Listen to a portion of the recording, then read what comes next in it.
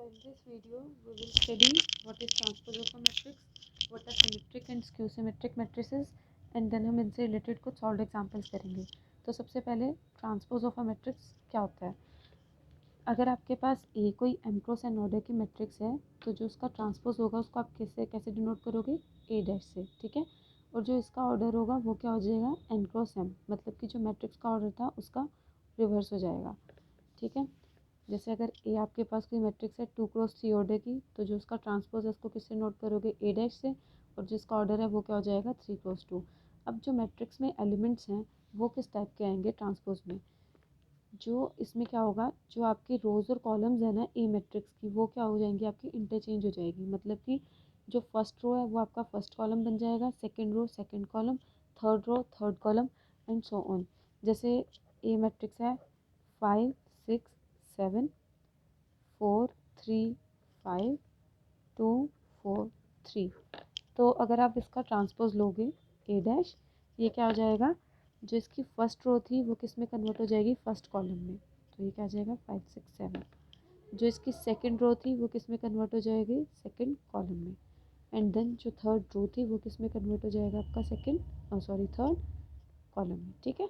First row is converted into first column, second row is converted into second column, third row is converted into third column. इस matrix का order क्या था 3x3, इसका भी क्या आ जाएगा 3x3 ही आ जाएगा, क्योंकि इसका रिवर्स करोगे 3x3 ही मिलेगा, ठीक है।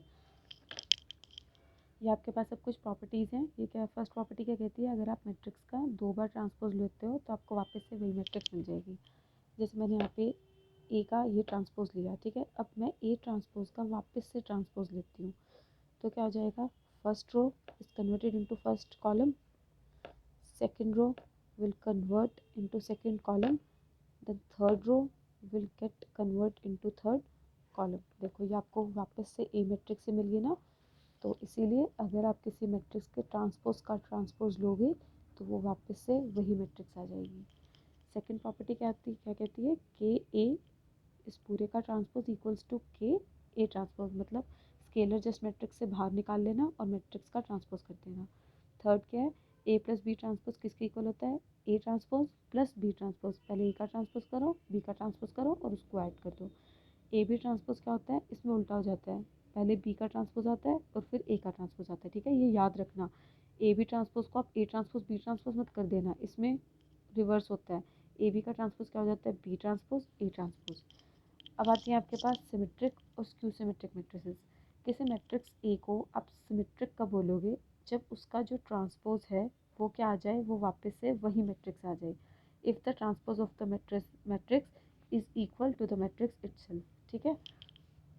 अब अगर आपको किसी मैट्रिक्स को सिमेट्रिक बताना है, ठीक है, मतलब कि जो उसका ट्रांसपोज है वो उस मैट्रिक्स के इक्वल होना चाहिए, तो सबसे पहले जो मैट्रिक्स है वो स्क्वायर ऑर्डर की होनी चाहिए।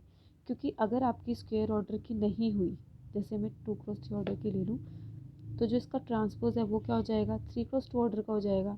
अब ये दो मैट्रिसेस तो कभी इक्वल हो ही नहीं सकती, क्योंकि इनका तो ऑर्डर ही सेम नहीं है।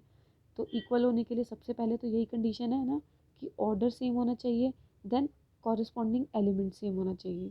तो यहाँ पे तो ऑर्डर ही आपका सेम नहीं आ रहा, तो इसलिए कोई भी मैट्रिक्स सिमेट्रिक कब होएगी, सबसे पहले तो वो क्या होनी चाहिए आपकी, आप स्क्वायर मैट्रिक्स होनी चाहिए। अगर वो स्क्वायर मैट्रिक्स है ही नहीं तो कभी भी वो सिमेट्रिक नहीं हो सकती, ठीक है। अगर स्क्वायर मैट्रिक्स है तो आप उसको फर्दर चेक कर सकते हो वो सिमेट्रिक है या नहीं है। देन स्क्यू सिमेट्रिक मैट्रिक्स क्या होती है, यहाँ पे जो ए का ट्रांसपोज है वो किसके इक्वल आ जाता है, -a के। तो कोई मैट्रिक्स है ए, उसको आप स्क्यू सिमेट्रिक कब बोलोगे, जब उसका जो ट्रांसपोज होगा वो क्या हो जाएगा, नेगेटिव ए के इक्वल। यहाँ पे भी जो ऑर्डर, यहाँ पे भी जो मैट्रिक्स है वो स्क्वायर मैट्रिक्स ही होनी चाहिए।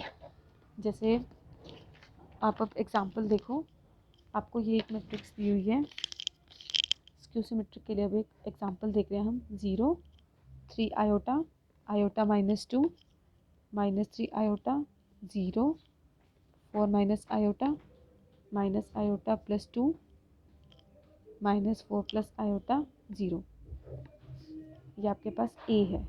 अब इसका क्या निकालोगे आप, ट्रांसपोज निकालोगे, ठीक है। इसका ट्रांसपोज निकालो, first row will convert into first column, second row will convert into second column, third row will convert into third column.